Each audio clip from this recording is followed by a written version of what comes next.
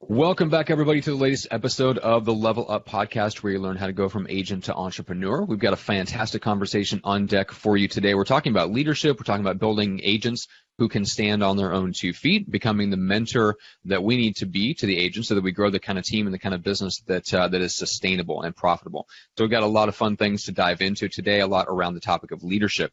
And I can't think of anyone better to have on me about a podcast on leadership than Greg Harrelson. Greg, how are you today?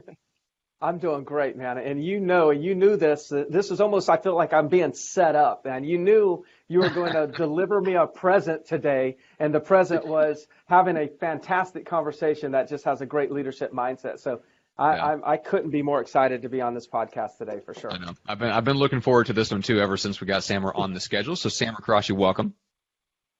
Thank you so much for having me. So, Samer, give us an idea. We'll talk about kind of the mindset and leadership stuff in a second, but just give people an idea of what the team looks like that you're leading and where you guys stand right now. Yeah, sure. I run a boutique brokerage called the One Street Company here in Maryland, Washington, D.C., and Virginia. Going on my 19th year. I manage a team of 40 agents. So we have a COO, general counsel, 2 admins, and a director of business and development. So we have about 44, 45 on staff, including myself, who's also a full-time agent broker. And how much are you still kind of in the trenches? Do you still produce? And if so, how much of that time does that take of your schedule? Sure. I mean, listen, man, you got to lead by example, right? So yes, we are very competitive here. We have a leaderboard, and right now I'm sitting at number 2 at roughly $19 million in sales, and I hear about it every day. But on average, I do between $24 and $27 million a year. At the end of the day, I still have clientele. I still manage the office. But one thing that you do learn in time is the things that you don't like to do, how you build a job description. And then luckily, I have some really amazing talent here that can help me continue moving this boat forward. Love it. I like that. The things you don't like to do is how you build a job description. All right, so tell me a little bit about the agents in the company. Are they all specialists? Are they all generalists? Can they do work both sides of the business? All that good stuff. Yeah, I mean, look, I think in life you have to be not one-dimensional. You need to be multidimensional, and you have to have a value to yourself. And I don't teach real estate. I teach psychology, and how to deal with problems, how to be creative. And I've taken a lot of agents, and I don't even call them agents. I always say we're real people doing real estate. And at the end of the day, yeah, there's a million real estate agents out there, but don't you want to have a partner, a real human being connection, someone who can actually listen to your goals from a client perspective to, the broker that you're working with? Like, this should be a fun and enjoyable ride, even though it's one of the most, rigorous transactions that you go through. But I've been able to take these guys and gals and really teach them life and how to be ethical and how to be honest and how to respect the game. And, look, selling real estate is probably the easiest part of my job. And it's not even a job. This is a lifestyle, right? There's no personal separation and business separation. Everything is my lifestyle and it's a movement. And everyone that's here in my office today is somebody I handpicked or organically came to me. And one thing that's good about me is I have this gut. I may not be the guy that's reading books and have a big resume, but I do know talent and I know how to extrapolate everything out of those folks. And my guys are multidimensional. They can buy, they can sell, they can do everything, because I tell them when there's a rainy day, you want to be the top 1%, right? You want someone to be, you don't want to be able to say to somebody, I don't know, or I need to pass you on, or, for example, we have 3 different states that we do business in. You don't want to be the guy that has one DC license, not Maryland and Virginia. You don't want to tell your client you can't do something. So I try to teach them every facet, but in the trajectory of being a real estate agent, you learn how to deal with buyers. You learn how to deal with renters first. Usually you don't jump into the listing side. But it's really important that my folks now are learning investment deals, development deals, property management. How does the title company interact, the mortgage guy? Like, you can't just be living in a box or you'll always be in a box. Love it. Yeah. And Greg, that's one of the reasons why I like Samer and his business model and his approach to leadership is I feel like that's very similar to your approach, and part of why I really was looking forward to kind of putting you guys in a conversation together. That seems to me that's your approach and has been for a long time. Yeah, I agree. I mean, basically, I look at it as my job's to develop talent, right? I've said that so many times. But what I think people miss is that I would say the majority of our job in terms of developing talent has nothing to do with teaching them how to sell real estate. It really has a lot more to do with teaching them, how to be disciplined, teaching them how to make commitments to habits, certain habits that'll lead to certain, results. It's about teaching them how to handle rejection. It's about teaching them to get through when they think everything's about ready to go wrong and everything is going wrong. How, teaching them the mindset that helps them be the solution versus being part of the problem. I mean, that's where I think we really have our job cut out for us. It's that side of it that really helps us develop talent and get results from people way more, because listen, they don't need me or Samer to teach them how to sell real estate. I mean, they can just go to Google. Google teaches them how to sell real estate. If they know how to ask a question, then Google's got an answer. But why can't people just ask questions, get answers, and be successful? Because it's much more beyond that. So, Samer, tell me a little bit about the structure of just how you, first of all, is leadership kind of built into the rhythm of your week and your guys' months? So do you guys base everything off of bringing people into your amazing facility and trying to get people in person, rubbing shoulders, and doing trainings that way? Are you trying to get people into one-on-one meetings or phone calls with you guys as a leadership team? So just tell me a little bit about just how the practical parts of the leadership work first. Yeah. So, ultimately, by being in the trenches, I'm always teaching them as much as I can from the transactions that I have in real time. But as we've grown, I can't just always be the face. So I've been able to get 3 great captains or quarterbacks, and I broke up the office into 3 different teams, like internal subsegments. The team is used loosely. It's just like 3 people I can hold accountable for the people below them.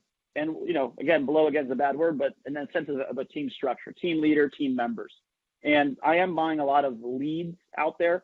So, I basically give each team leader a certain portion of the 30-day cycle to be able to generate leads, to give it to them, to pass it out to their team members. They meet once a week together. We meet as a company once a month. I'm always on call, answering questions, being there for them in real time. And even if they don't call me, I'm on top of them. I'm texting, I'm calling, I'm emailing, I'm congratulating. I'm always running around the office saying, what's up, what's going on.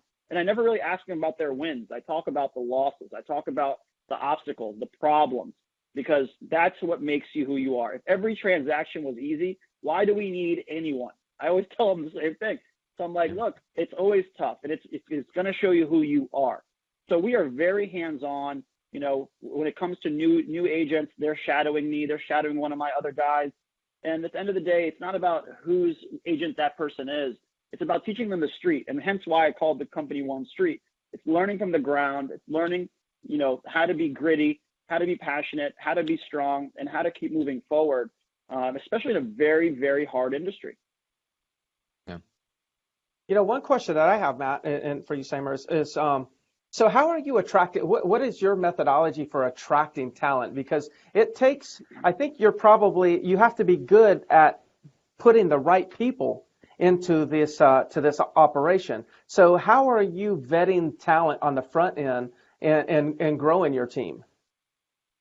Yeah, like I said, I probably turn down more people than I hire, to be honest with you. I'm not the big conglomerate brokerage where, it's fast food and, anyone has a license or is breathing gets a job. We really want to keep the culture amazing. This is really like family, even though this is a cutthroat business that I'm building and I've built.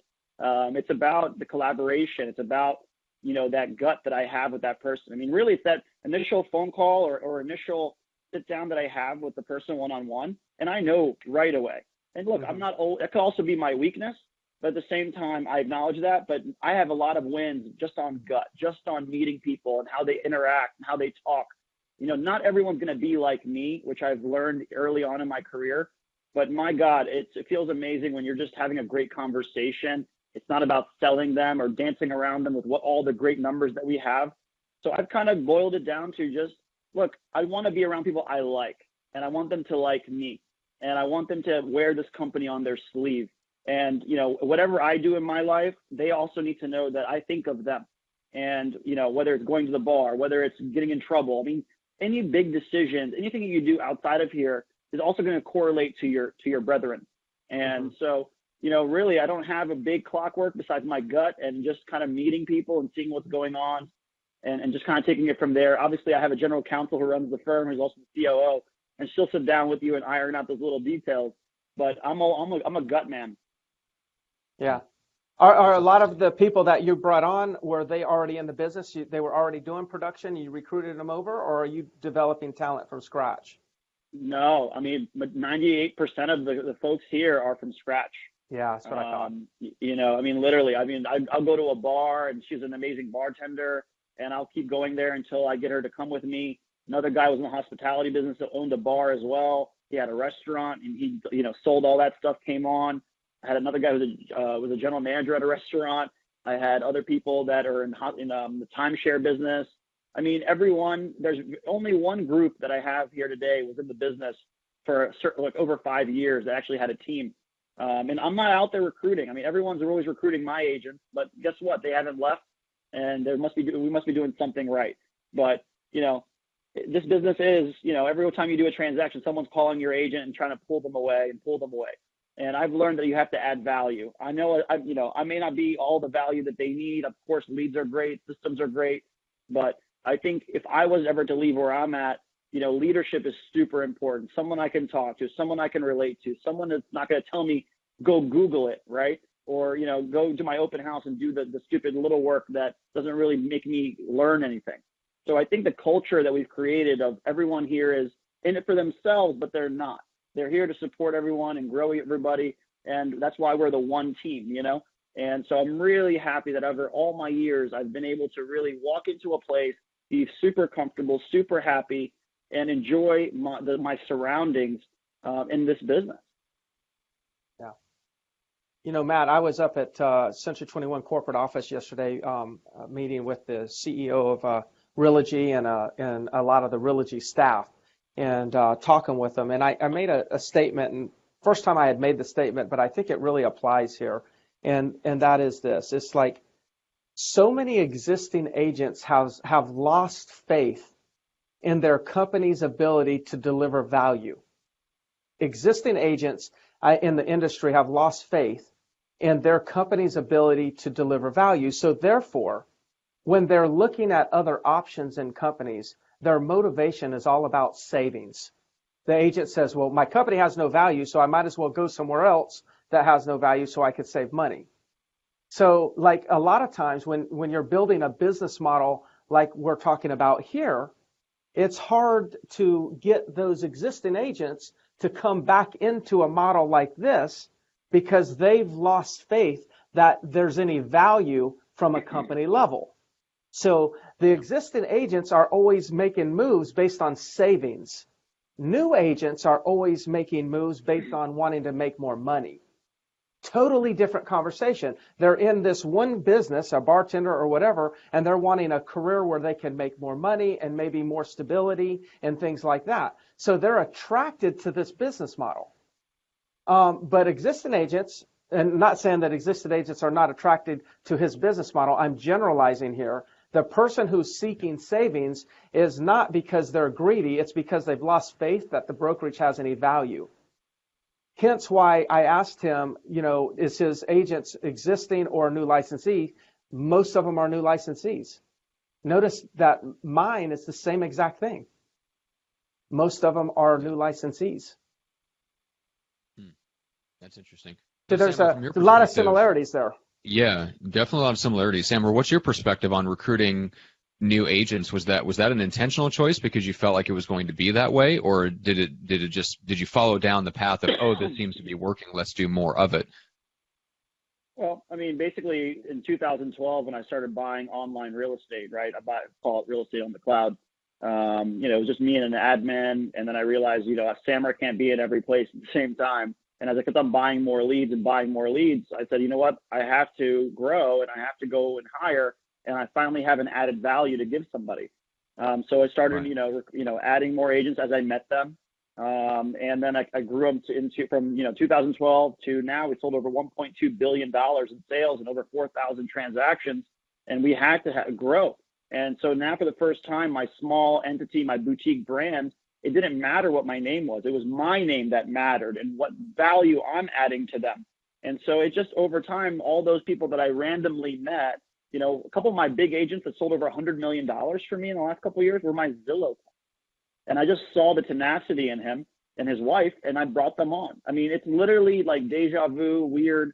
I don't know what you call it, but, you know, I guess when your energy is aligned in a good place, things happen. I'm literally not the guy that calls other people through Zillow or at closings and say, hey, you should drop where you're working at, because I hate when they do that to me, but I understand the game, but I never have done it and I never will. And I enjoy not putting a circle through a square and just letting life take its course and letting it be where it is. People would love to be here. And like I said, if you're not top talent, I want to be able to have a place where every roster is filled with the best of the best people. Right? I don't care how much you've sold or whatever is going to be, you know, are you good fit for this business? Because when I was sending leads out, I used to personality match the leads, you know, and I would really, the people that are working with certain people, I put them with a personality match, because I think that's what's really important. Just like clients, right? Like if you know one guy is not going to be a great fit, like I shouldn't do it. It's not just about getting a deal done. It's about building a long-term relationship. And those little things mattered. And look, looking back at it, I think it worked.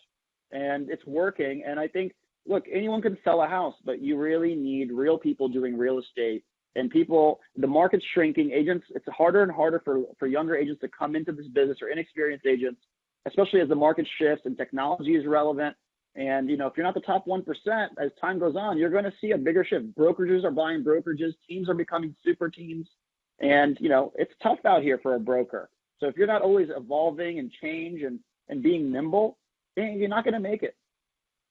Yeah, agreed. So I've got a couple of questions for Samer. Greg, was there anything you wanted to follow up on just the recruiting angle before we move into more of the leadership conversation? No, I don't think so. I think that's kind of very clear. You know, he's attracting. Yeah. He basically is attracting it, well as and he seems to have a good eye for identifying talent, you know, just at the grocery store or wherever he is. You know, you seem to always be looking for that next talent. And then and you know what, when you have an eye for it and you always have your eyes open, it's amazing how much talent is actually out there. It's amazing. There's talent everywhere. You just have to really be intentional about looking for it and having your eyes open. Sure. Yeah, I love it. So, Samer, you've gone through it just as your business has grown and evolved. I mean, you're supervising, or you have 45 people kind of on the team now. So you've gone through a couple of evolutions. You've been a solo agent. You've been a small team guy. You've been a boutique team guy. Now you're growing the team larger, and now you're at the point where the agents on your team have kind of a layer of management between you and them. So you've gone through a couple of evolutions as a leader. So what's been some of the interesting things you've noticed, or maybe places where you've noticed that you've had to grow as a leader, like as your organizational structure has changed? Yeah, I mean, honestly, I have to trust more, right, and let go of a little bit more of control. I think that has been the hardest. I mean, it was a couple of years ago where I used to be the one that, you know, sent out all the leads. You know, I'm spending $1 million a year on marketing, and you know, I was one distributing the leads out. So you kind of felt like you were controlling your money. And I remember one time I went on vacation and I had to let them go, and then I just never took them back. And I think it was a big wall for me, because if I'm ever going to grow myself, I have to let go of control.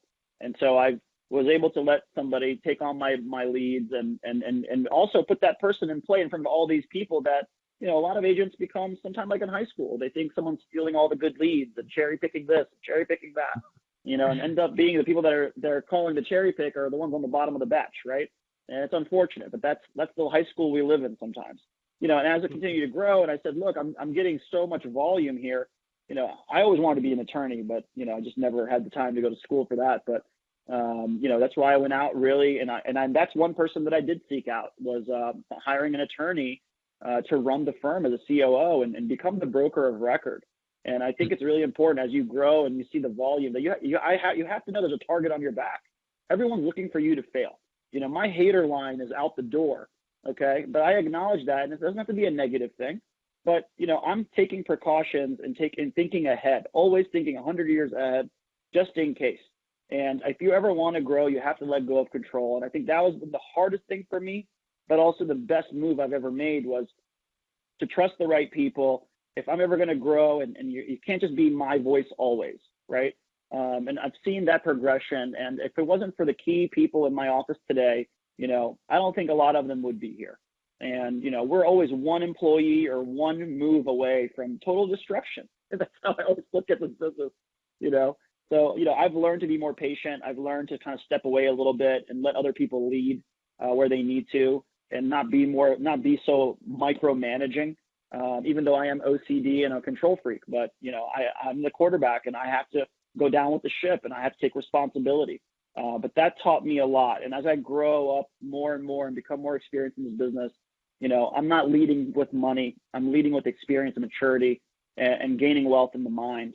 And as I continue to grow, I'm going to continue to focus on that in my relationships and sleeping well at night, because if you're good at what you do, you'll always be okay.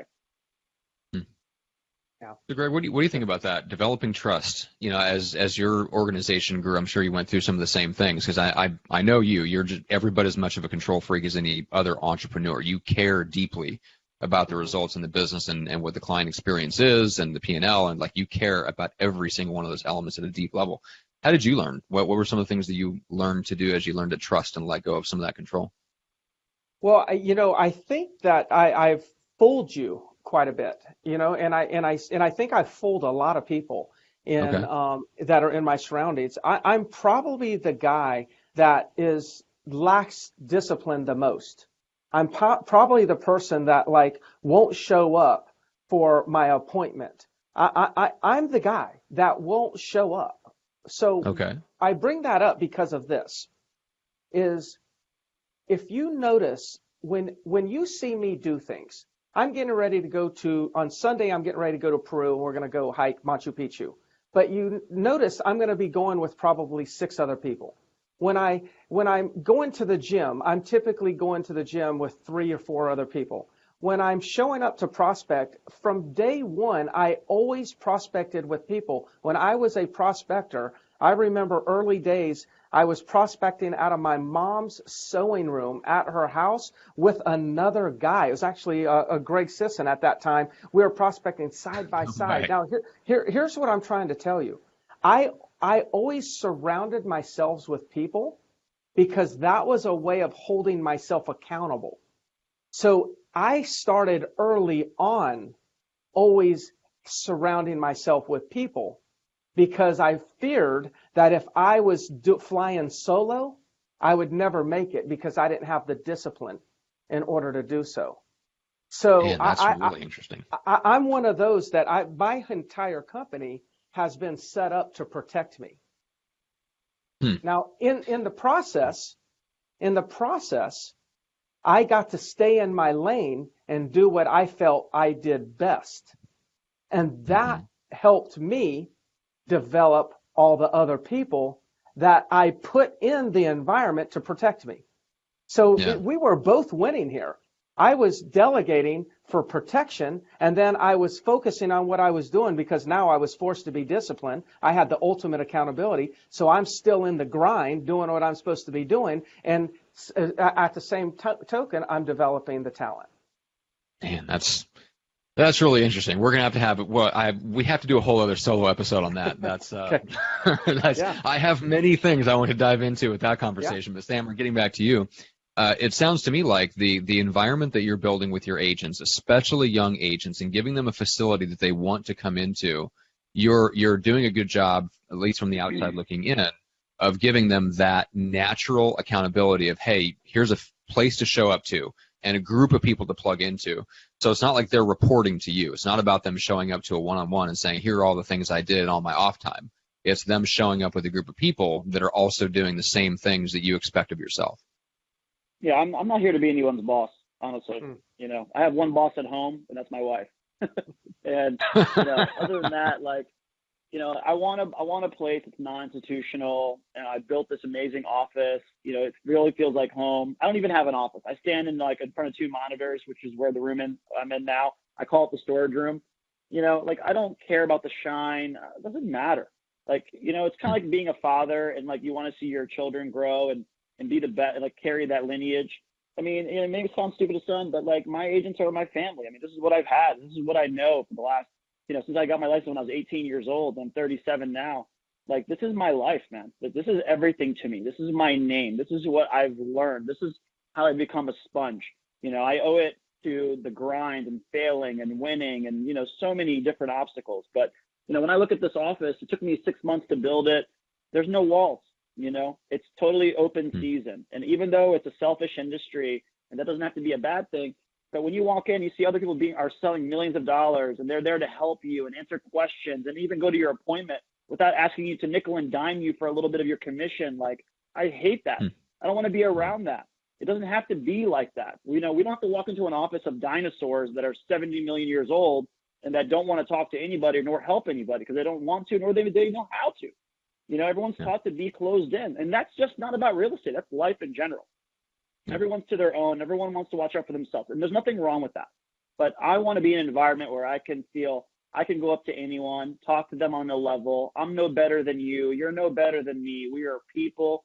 We're just human beings. We all have emotions. We all have a heart, and like, yes, we are doing real estate, and yes, we have to pay bills. We already know all that stuff. Like, let's move on past that and focus on something else, which is cultivating our relationships and helping each other. Yeah. Hey, a question. So, like, I'm sure, and maybe it never happens with you. Sometimes it happens with me. But what happens, when you make that hire that doesn't quite fit in, like you thought they fit in, but then you find out a little bit later that they don't. Like, what does the system, does the team, the group, what takes place? I know what happens in my office when that occurs. I'm just kind of curious for you, when there is a mishire, what's the process for that person being eliminated from the operation? Well, I mean, look, obviously when we if we're bringing on really inexperienced talent, then they need a mentor, right? Whether it's one of the team leads that's going to mentor them. First and foremost, we start by asking, do you have time to dedicate? And usually a lot of times they don't, so we don't hire anyone. But when we do, and we see there's a rock star, there's good talent, and they're on board, because, if you can't give somebody 100% of your time, I'm sorry, it's just not the right place for you. It's wrong. But it typically the system flushes it out. One of the team leads will say, look, I don't think this is the right fit. Obviously anyone can go into an interview and have an amazing resume and blah, blah, blah, and then things can just be turned south. But typically our guys are super honest, and we'll sit down with that person and we'll just tell them, look, I don't think this is the right fit for you. Whether it comes down to sales, and we say, look, it's not just about us. Maybe the real estate industry is not for you, or it just depends on the situation. But thankfully, we don't really have that problem. And I think that because we really don't just go off of my word, I actually do get my people involved, because I think it is important that I'm not the one. Yes, I may have the final say, but at the end of the day, you do want other people's opinions. You are going to have to deal with other people on the assembly line as part of the engine, or how this company runs. But we typically don't have that issue. But if there is an issue, people are pretty blunt about it, and they're pretty direct because they know the lines of communication are open. Yeah. Matt, I can imagine how much of a joy it is to run a company when the company is built off of givers versus takers. And when I was asking that question, I was imagining if somebody slipped in and they were categorized as a taker, there's no way they would survive in his environment, because it's an environment of givers. And it would be so obvious if somebody comes in and they're a taker, they'd be flushed out in a second. They probably fire themselves is what I would imagine would happen. And if I can say something, just to add to this, a lot of people in my experience over time in running businesses, a lot of people fall on their own sword, right? I mean, it just happens. And sometimes you don't have to be the bad guy or whatever they're going to look at you as. And that just typically has been our storyline. I mean, if something does happen outside of somebody being direct, people tend to fall on their own sword, and they start to realize that there's 40 people and there's only one of them. And they start to get the hints without us being like, petty about it, right? It's just how it's kind of happened. That's interesting. Yeah, I think that's one of the advantages of having a physical space, Greg, over a virtual space. I think you can hide a lot in a virtual kind of environment, but when you have to show up to the same physical space and be around people, and you have to rub shoulders and press the flesh, so to speak, I think a lot of that comes out in the wash a lot faster, and it's a lot easier for your dominant culture to flush out the people that aren't a good fit when they have to be in the same physical space. Yeah. Yeah, especially if people are really bought into your culture and they really believe in the firm and the model and where it's going. They really feel it's theirs. I mean, everyone is an owner here, you know? Yeah, love it. Well, Greg, we could go for a long time, and I've got, Yeah. you know, I'm sure we both got a couple of questions. Samer, we'll take a step back for a second. What's the best way to reach out and connect with you, and especially for referrals, and just remind people of the areas that you guys serve? Sure. I mean, we are in Maryland, Washington, D.C., and Virginia. You can call me 301-385-0049 or even email me at SamKsandKite@onestreet.1, all spelled out. I'm very reachable, reply very quick. If you need anything, I'm happy to help. Well, and then Greg, same question for you. Yeah, as I've been saying for the last couple of months, just reach out to me on Facebook Messenger. It's actually been working out very well to do that. Yeah. So appreciate for those that are reaching out that way. That's the best way. You get the best communication back from me for sure. Very cool. All right, so I've got one final question, unless there's something specific on your mind that you wanted to follow up on. No, go for it. Cool. So, Samer, what's the next step? Tell me a little bit. I know that you want the brokerage to grow. You've got kind of the model set up to where you can grow and you can attract more agents. But what do you think is with the way that you have your business set up, what do you think is the biggest obstacle from you hitting, for example, the goals that you've set for next year? Is it agent count? Is it lead generation? Like, what do you think is the next big thing to tackle? I just feel like sometimes, you're on your own, right? We're on an island by ourselves. And, I really feel indebted and like my staff and my team mean everything to me.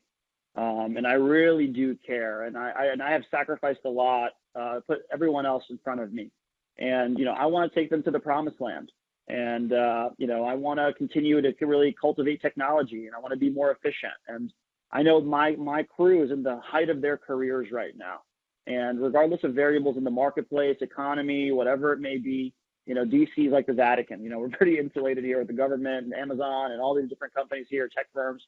So I'm not concerned about getting business done. I really just want to see us grow culturally. I know we're going to put money in their pockets by, just expansion of technology and more leads. But it's really, how do we leverage technology even more? How do we, get rid of the likes of not say get rid of, but like, you can't just always rely on Zillow and Realtor.com to make business happen, right? What else is out there? How do we become the forefront of that? How do we take agents and make them agents on demand? How do we, how do we become even more of the top 1%? I mean, these are the questions, and I'm at a place now where I feel like 2019, everyone's in the height of their career. Everyone's really poised to sell more and to grow personally on every level. And I just want to find more ways to help them grow. It's not always about recruiting and adding more to the mix, because if you can't take care of your base foundation crew, then it's not fair to bring others into that when these are the people that fought with you. And right now, I'm all focused on that. And I will sit down with everybody in the next couple of weeks, one-on-one, go over a business plan, go over this past year, go over their goals, talk about whatever the hell they want to talk about, and also voice my thoughts and questions, so we can collectively figure out what the next moves are, not just for my world. Gotcha. Very cool. That's awesome. That's awesome. Yeah, that's good. Yeah. Very, very cool. Well, Samer, this has been great conversation. I really, really appreciate it. I love what you're doing there, and love that you're able to just kind of pull back the curtain and share. Hopefully people will reach out and connect with you if there's anybody in the area that's looking to connect and possibly start their real estate career. Maybe they know someone that is. I hope you guys will reach out. And then for the podcast itself, if you leave a rating and review on iTunes, make sure to give Samer a shout out in the rating and thank him for his time and his contribution. So, gentlemen, fantastic conversation. Samer, Greg, thank you so much. Yeah, thanks a lot, Samer. That was awesome. Have a great new year, guys.